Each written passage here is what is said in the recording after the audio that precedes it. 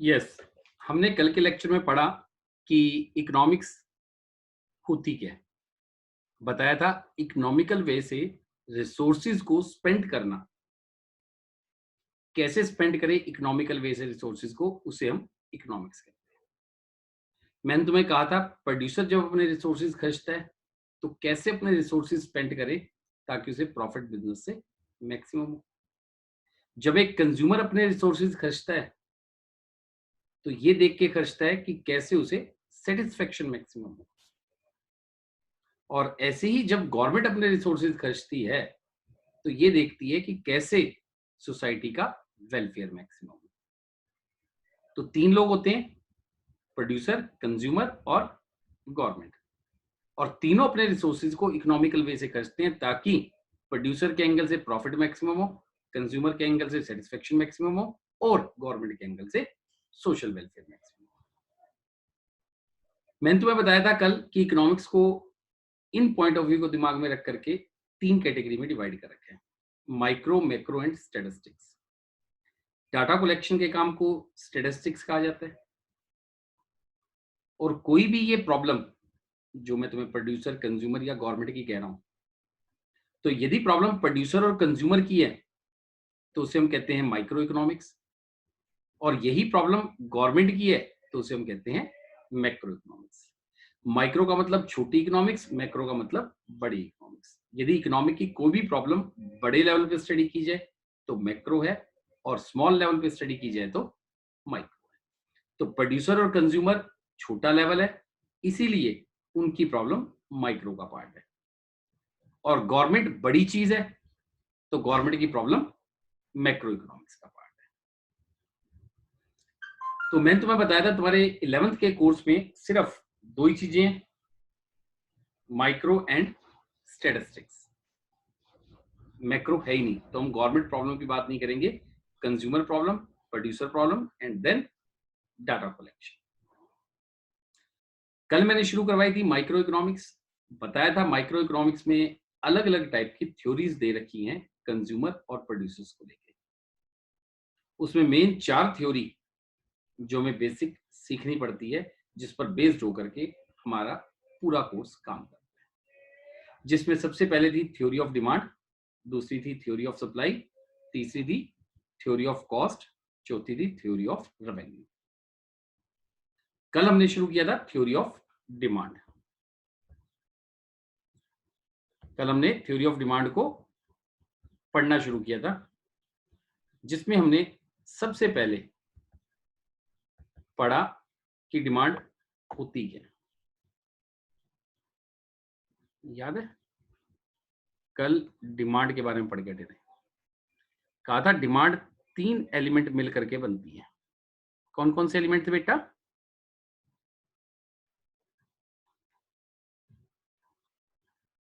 Demand 3 element को मिला के बनती है। वो 3 एलिमेंट कौन कौन से थे इकोनॉमिक्स के हिसाब से? Want, money and readiness.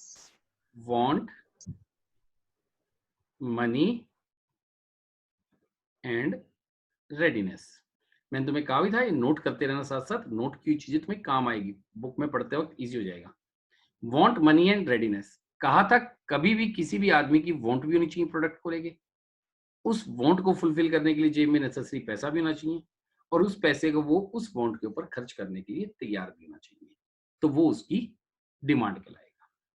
3 में से एक भी एलिमेंट गायब हो जाता है तो वो डिमांड इकोनॉमिक्स के हिसाब से डिमांड नहीं रहेगी। जनरल लैंग्वेज में सिर्फ वांट को डिमांड कहते हैं, मनी और रेडीनेस जनरल डेफिनेशंस के अंदर डिमांड में इंक्लूड नहीं की जाती। तो जब भी हम इकोनॉमिक्स में डिमांड की बात करेंगे तो इन तीनों एलिमेंट को इकट्ठा करके लेके चलेंगे, एक भी गायब तो डिमांड मत मानना। उसके बाद बात की गई थी डिमांड के बारे में, तो बताया गया था डिमांड 2 तरीके से एक्सप्लेन्ड है। एक क्वांटिटी डिमांडेड, मैं तुम्हें ये चैप्टर 5th करवा रहा हूं, चैप्टर 5th या 4th होगा किसी की बुक में, थ्योरी ऑफ डिमांड। तो इस डिमांड में दो तरीके की डिमांड एक्सप्लेन होती है, एक क्वांटिटी डिमांडेड और एक सिर्फ डिमांड। कहा गया था किसी पर्टिकुलर प्राइस पर की जाने वाली डिमांड क्वांटिटी डिमांडेड है, जैसे प्राइस 10 रुपए है और मार्केट में उसकी डिमांड 100 यूनिट की है। P for price, Q for quantity demanded. तो ये 100 क्वांटिटी जो है क्वांटिटी डिमांडेड कहलाएगी।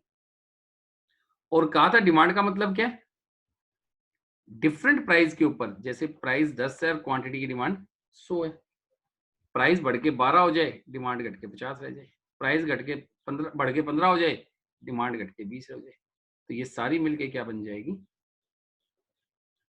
डिमांड बन जाएगी। क्लियर? एक पर्टिकुलर प्राइस पर की जाने वाली डिमांड क्वांटिटी डिमांड और डिफरेंट पॉसिबल प्राइस पर की जाने वाली डिमांड डिमांड कहलाती है। उसके बाद मैंने तुम्हें बताया था कि थ्योरी ऑफ डिमांड में हम रिलेशन एस्टेब्लिश करते हैं, किस किस के बीच में रिलेशन एस्टेब्लिश करते हैं, relation of price and quantity demanded, इन दो के बीच में रिलेशन एस्टेब्लिश करते हैं। तो कहा गया जब ये रिलेशन एस्टेब्लिश करेंगे तो ये रिलेशन दो तरीके से समझा रखे इन्होंने, एक टेबल फॉर्म में, एक ग्राफ फॉर्म में। याद है टेबल फॉर्म के रिलेशन को हम क्या कहते थे इकोनॉमिक्स के अंदर? Sir demand schedule. यस, इसको हम कहते थे शेड्यूल, डिमांड शेड्यूल। और ग्राफिकल फॉर्म को कहते थे डिमांड कर्व। जैसे मैंने ये रिलेशन P और Q का टेबल में डाल दिया, 10, 11, 12, डिमांड 100, 100, 50 और 20, तो ये रिलेशन टेबल में डाला तो ये कहलाएगी डिमांड शेड्यूल। और यही रिलेशन मैंने ग्राफ पर शो कर दिया, इसी वैल्यूज को ग्राफ में डाल दिया तो ये कहलाएगा डिमांड कर्व। याद होगा कल इस शेड्यूल और कर्व के बारे में दो बातें बताई थी कि शेड्यूल भी दो तरीके के होते हैं और कर्व भी दो तरीके की होती है। याद है किसी को? इंडिविजुअल और मार्केट। यस। इंडिविजुअल और मार्केट। ऐसे ही कर्व भी दो तरीके की थी, इंडिविजुअल एंड मार्केट। यदि जो हमने टेबल बनाई है, ये जो टेबल बनी है, इस टेबल में डिमांड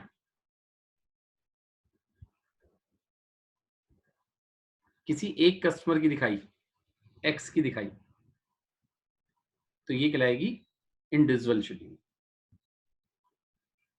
और इसी के अंदर हमने एक्स की ना दिखा के X plus Y plus Z, market में तीन ही कस्टमर है किसी प्रोडक्ट के, चौथा कोई कंज्यूम करता है नहीं उस गुड्स को, तो यही टेबल मार्केट डिमांड शेड्यूल हो जाएगी। जब इंडिविजुअल की टेबल को ग्राफ पे डाला जाएगा तो इंडिविजुअल कर्व बन के आएगा, और जब मार्केट की टेबल को ग्राफ पे डाला जाएगा तो मार्केट डिमांड कर्व आएगा। क्लियर? ये मैं कल के लेक्चर में बता चुका था, ये मैंने एक बार रिकॉल करवाया 10 मिनट के लेक्चर में, ताकि तुम्हें याद आ जाए कि मैंने कल पढ़ाया क्या, कुछ पूछना हो यहां तक के काम।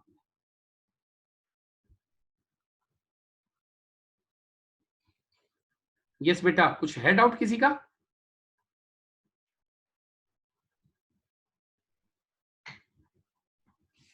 बेटा आवाज नहीं आ रही, मुझे लग रहा है शायद सुनी नहीं रहे तुम लोग।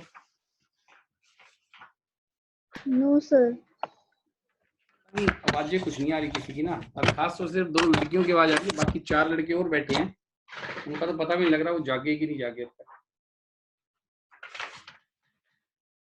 मेल वॉइस आई नहीं रही, खासतौर से उसने देव आर्या रहा, देव रौनक रहा, फिर भी बोल नहीं रही ये लोग। चलो नमन तो चुप रहता है, शांत प्राणी है, देव गोयल भी शांत प्राणी है, पर देव आर्या और रौनक नहीं शांत प्राणी।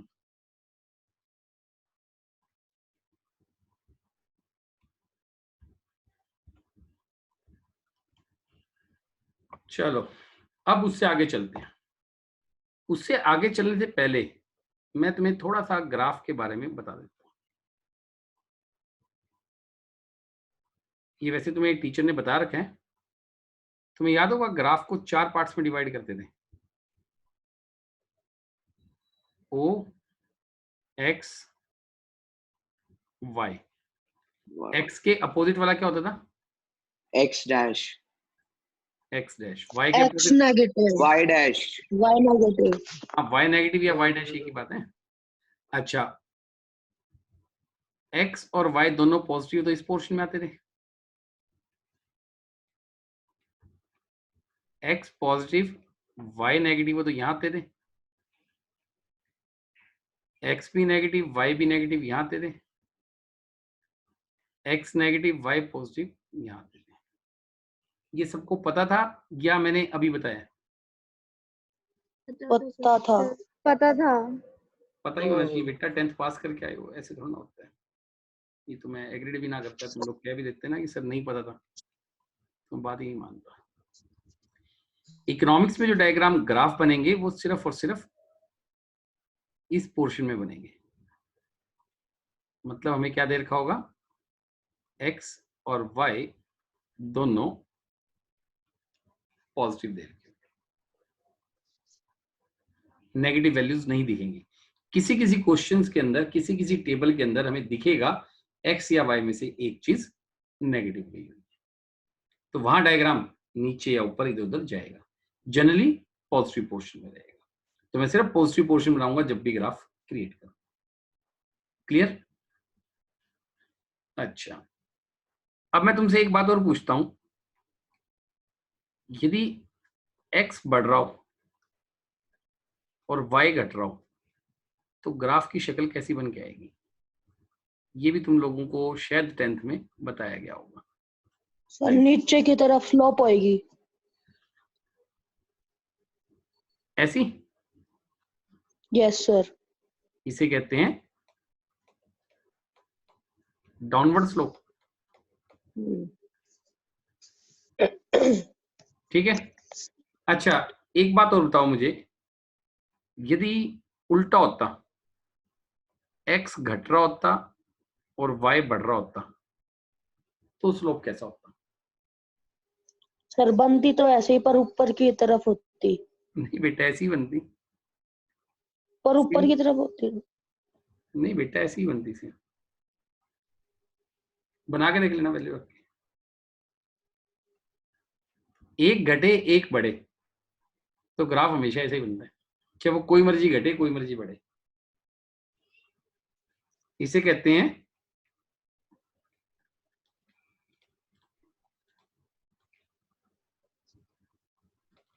Inverse relation. इसे कहते हैं इनवर्स रिलेशन।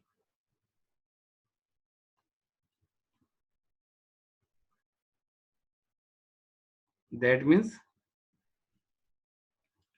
Husband wife. उल्टे चलते हैं ना, पापा ने हाँ कर दी तो मम्मी ने ना कर दी, पापा ने ना कर दी तो मम्मी ने हाँ कर दी, उल्टा चलता है प्रोग्राम। तो इनवर्स रिलेशनशिप वाले केस में ग्राफ हमेशा ऐसा डाउनवर्ड बन गया।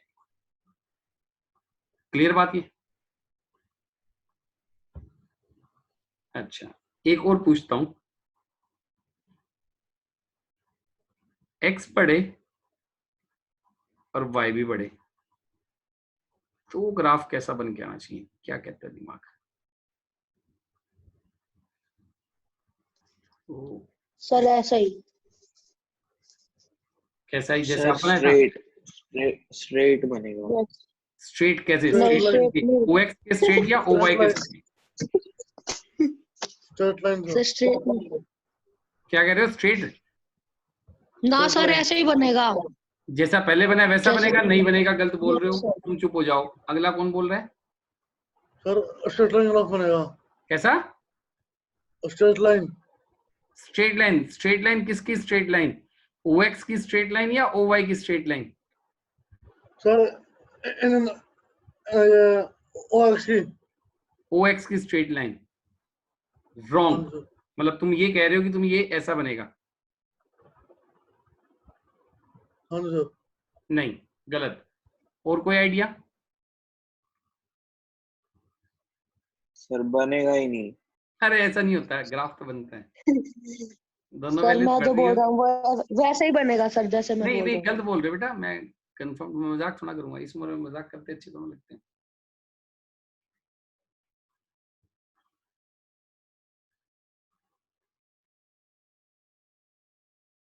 बोलो बेटा, वो फीमेल वॉइस गायब होगी अब, रमा और पूजा गायब होगी। बताओ बेटा कैसा बनेगा? सर शायद ओ से लेके सीधा बनेगा। ओ से सीधा सीधा किस तरफ को सीधा? एक्स और वाई के बीच में। एक्स और वाई के बीच में, अपवर्ड स्लोप कहते हैं इसको। Yes sir. 10th पास करके आए हो सारे के सारे, ये नहीं पता इसको अपवर्ड स्लोप कहा जाता है। अपवर्ड स्लोप का बनेगा, वैल्यूज डाल के देख लेना बेटा ग्राफ पे। जो कह रहा हूं वो यूं का यूं प्रूव्ड दिखेगा कि यदि एक्स और वाई दोनों की वैल्यू बढ़ रही हो तो स्लोप हमेशा ऐसा बन के आएगा, ऊपर की तरफ। जरूरी नहीं कि इतना ऊपर हो, कम ज्यादा ऊपर नीचे हो सकता है, पर ऊपर की तरफ जाता हुआ दिखेगा तुम्हें। इसे कहते हैं अपवर्ड स्लोप। अच्छा, ऐसा स्लोप एक्स और वाई दोनों बढ़े तब भी बनेगा, और एक्स भी घटे और वाई भी घटे तब भी बनेगा।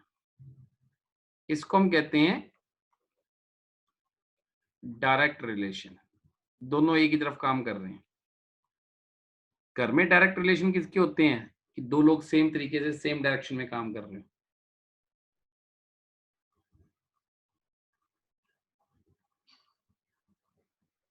बताओ, एक ही तरफ एक ही डायरेक्शन में बोल रहे हैं जो दो लोग।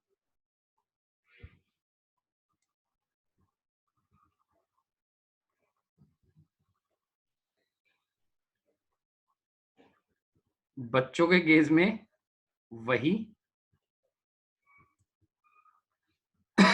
Husband wife. जब बच्चे को डांट मारनी होती है, पापा भी शुरू मम्मी भी शुरू, दोनों एक ही डायरेक्शन में एक ही बात बोल रहे होते हैं। कोई अपोजिट, कोई कंट्राडिक्शन नहीं, डायरेक्ट रिलेशन है, दोनों शुरू हो जाएंगे तो उनका पॉजिटिव रिलेशन है इस वक्त। इसको इनवर्स, उसको इनवर्स कहते हैं, इसे डायरेक्ट कह लो या पॉजिटिव रिलेशन कह लो, एक ही बात है। तो जब भी एक्स और वाई पे दोनों वैल्यूज सेम डायरेक्शन में काम करेगी तो स्लोप अपवर्ड बनाएंगे, अपोजिट डायरेक्शन में काम करेगी तो स्लोप डाउनवर्ड बनाएंगे। ठीक है, चलो अब तीसरी शक्ल बनाते हैं। सभी शक्लों को जानना बहुत जरूरी है ढंग से।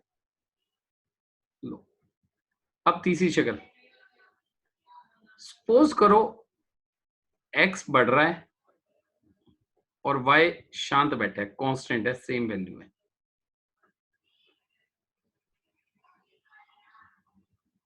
अच्छा, अब बताओ शक्ल कैसी बननी चाहिए हमारी?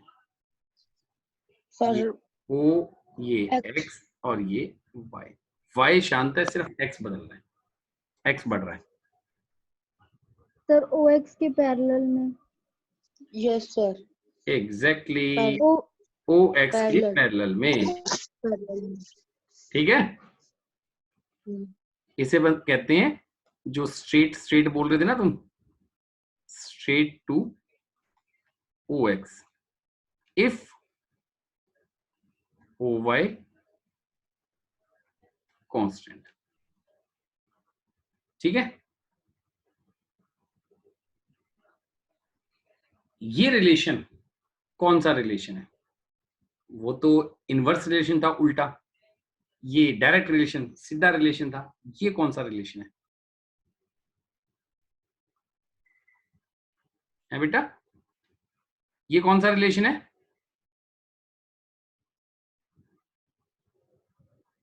No relation. एक बोले जा रहा है, दूसरा बोल ही नहीं रहा।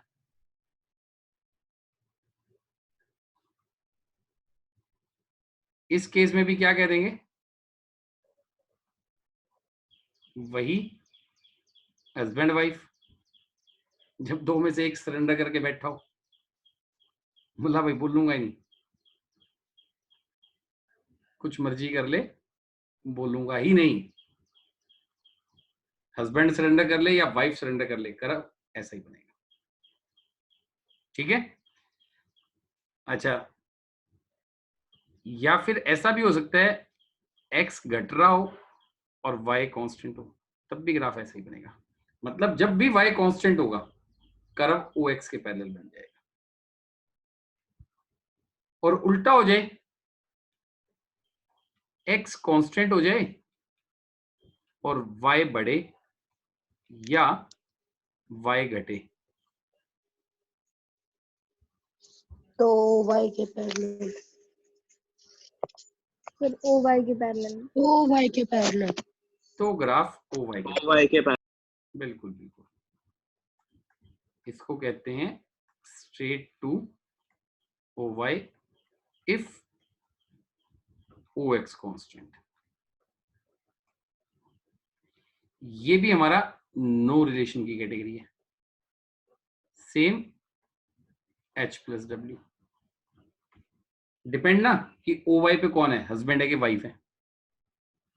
यदि ओ एक्स कॉन्स्टेंट हो जाएगा तो कर्व ओ वाई के पैरेलल बन जाएगा। यदि ओ एक्स कॉन्स्टेंट हो जाएगा, ओ वाई कॉन्स्टेंट हो जाएगा तो कर्व ओ एक्स के पैरेलल बन जाएगा। दोनों बड़े घटे तो या तो सेम डायरेक्शन में बढ़ेंगे घटेंगे या अपोजिट डायरेक्शन में घटेंगे बढ़ेंगे। सेम डायरेक्शन में घटे बढ़े तो अपवर्ड स्लोप, अपोजिट डायरेक्शन में घटे बढ़े तो डाउनवर्ड स्लोप। ये चारों प्रॉपर्टीज लिख ली तुम लोगों ने, नोट कर ली? Yes sir. ठीक है। ये बेटा सारी सब चीजें नोट कर लेना, ये सब गोल्डन वर्ड्स लिख रहा हूं मैं, जो कुछ भी लिख रहा हूं। बच्चे कॉपी पेन लेकर के बैठते हैं इकोनॉमिक्स के अंदर, और ये बहुत इजी फॉर्म में बताता हूं जो कुछ भी मैं बताता हूं। बुक में बहुत टेक्निकल टर्म्स में लिख रखी हैं बातें, मैं इसको तुम्हारी अपनी लैंग्वेज में कन्वर्ट कर दूंगा ताकि तुम्हें बुक में से पढ़ते वक्त दिक्कत ना आए। चलो अब हम डिमांड की बात करते हैं। करें डिमांड की बात। लो, मैंने तुम्हें बताया था थ्योरी ऑफ डिमांड में हमने प्राइस और डिमांड के रिलेशन को दो फॉर्म में शो किया, एक टेबल फॉर्म में और एक ग्राफ फॉर्म में। ठीक है, एक तो टेबल फॉर्म में शो किया है और दूसरा ग्राफ फॉर्म में शो किया है। टेबल फॉर्म को हमने क्या कहा था, डिमांड शेड्यूल,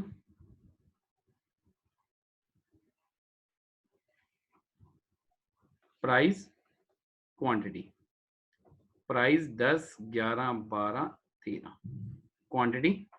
सो अब प्राइस बढ़ रहे हैं तो क्वांटिटी मुझे क्या करनी पड़ेगी, घटानी पड़ेगी। अब तुम कहोगे सर मैं तो घटाना नहीं चाहता, मैं तो बढ़ाना चाहता हूँ। तुम्हारी कॉमन सेंस क्या कहती है भैया, कभी भी कोई भी प्रोडक्ट महंगा होगा तो उसकी डिमांड कम होनी चाहिए, ज्यादा होनी चाहिए? कम होनी चाहिए। ठीक है ना, ये तो कॉमन सेंस कहती है, इकोनॉमिक्स नहीं कहती, क्योंकि इकोनॉमिक्स ह्यूमन नेचर पे बेस्ड है। जैसी ह्यूमन नेचर बोलेगी वैसी इकोनॉमिक्स थ्योरी डेवलप कर देगी। तो क्लियर कट हमें पता है कि जब भी प्राइस घटेंगे किसी प्रोडक्ट के तो डिमांड बढ़ेगी, और प्राइस बढ़ेंगे तो डिमांड घटेगी। तो डिमांड शेड्यूल जब बनाएंगे तो बनाते वक्त दिमाग में क्या डाल लेना, प्राइस बढ़ाता हुआ दिखाओ तो डिमांड को घटाती हुई दिखा देना, और मैं उल्टा भी कर सकता था, प्राइस को घटाता हुआ दिखा देता तो डिमांड बढ़ती हुई नजर आती तुम्हें। तो इसको मैं कहूंगा डिमांड शेड्यूल। अब ये क्वांटिटी एक आदमी की है तो ये इंडिविजुअल शेड्यूल है, और पूरी मार्केट की है तो मार्केट शेड्यूल है। तो इसके बाद में इसका जब डिमांड कर्व ड्रॉ करूंगा, ये मैंने डिमांड कर्व ड्रॉ करा, ओ एक्स वाई कर्व ड्रॉ कर रहा हूं। OY पे आता है प्राइस, OX पे आती है क्वांटिटी। ठीक है, अब तुम्हें प्राइस और क्वांटिटी में कैसा रिलेशन नजर आ रहा है? सेम डायरेक्शन में काम कर रहे हैं या अपोजिट डायरेक्शन में काम कर रहे हैं? प्राइस देखो क्या हो रहा है, अपोजिट। प्राइस देखो Opposite. बढ़ रहा है घट रहा है? प्राइस बढ़ रहा है तो क्वांटिटी घट रही है। क्वांटिटी घट रही है, तो दोनों के बीच में रिलेशन कौन सा हो गया? Opposite, inverse. इनवर्स। तो जब डिमांड कर्व बनाएंगे ग्राफ पर, तो डिमांड कर्व कैसा बनेगा? ऐसा डाउनवर्ड। इसको लिख देंगे डी, डिमांड कर्व। ठीक है, जब इंडिविजुअल टेबल लेंगे तो इंडिविजुअल कर्व बन जाएगा, मार्केट टेबल लेंगे तो मार्केट कर्व बनेगा, पर शक्ल सेम ही रहेगी। वैल्यूज कम ज्यादा हो सकती है, स्लोप सेम रहेगा। इकोनॉमिक्स में ना स्लोप मैटर करेगा हमेशा, प्रॉपर्टीज मैटर करेगी। प्रॉपर्टीज गलत नहीं कर सकते, फ्री हैंड कर्व बनते हैं, इसलिए प्रॉपर्टीज में गलती ना करना बस। क्लियर हुई बात? ये individual schedule, individual curve, market schedule, market curve. चलो, इसके बाद डिमांड को इफेक्टेड करने वाले factor, factor effecting demand. Demand को इफेक्टेड करने वाले फैक्टर कौन कौन से हैं? इन फैक्टर्स को भी हमने दो पार्ट्स में डिवाइड कर दिया। एक इंडिविजुअल की डिमांड को इफेक्टेड करने वाले फैक्टर, एक मार्केट की डिमांड को इफेक्टेड करने वाले फैक्टर। इंडिविजुअल की डिमांड को इफेक्टेड करने वाले फैक्टर का मतलब एक आदमी की डिमांड को इफेक्टेड करने वाला फैक्टर, और मार्केट का मतलब पूरी मार्केट की डिमांड को इफेक्टेड करने वाले फैक्टर्स। तो ये एक्सप्लेन करके, quantity of x is a function of x product की क्वांटिटी की डिमांडेड किस किस चीज का फंक्शन है, किस किस चीज से इफेक्टेड है। एक इंडिविजुअल आदमी जैसे तुम लोग हो, तुम किसी भी प्रोडक्ट की डिमांड करते हो तो वो किस किस बात से इफेक्टेड होते हो तुम? पहला तो price of a commodity, price of x. Commodity का प्राइस बढ़ेगा तो डिमांड घट जाएगी, प्राइस घटेगा तो डिमांड बढ़ जाएगी। पहला फैक्टर तो ये है ही तुम्हारा। Second, income of consumer. Consumer की इनकम बढ़ जाए तो वो डिमांड ज्यादा करेगा कम करेगा? ज्यादा। और इनकम घट जाए तो कम। कम। बिल्कुल ठीक है। फिर है price of related goods. Related goods के प्राइस कैसे? PR, price of related goods. Related goods का मतलब हमसे कनेक्टेड गुड्स, हमारी सब्स्टिट्यूट गुड्स के रेट क्या हैं। जैसे मेरी एकेडमी है तो मेरी सब्स्टिट्यूट क्या है? दूसरी एकेडमी। यदि मेरी दूसरी एकेडमी के रेट कम हो जाएं तो मेरी डिमांड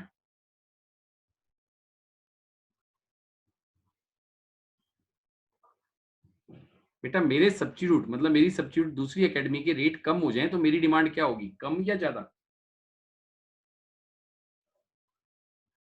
ज्यादा। ज्यादा। कम बेटा, कम। यदि वो अपने रेट घटा देगा तो लोग उसके पास जाने लग जाएंगे ना, मेरे पास क्यों आएगा? मेरी महंगी पड़ रही है एकेडमी।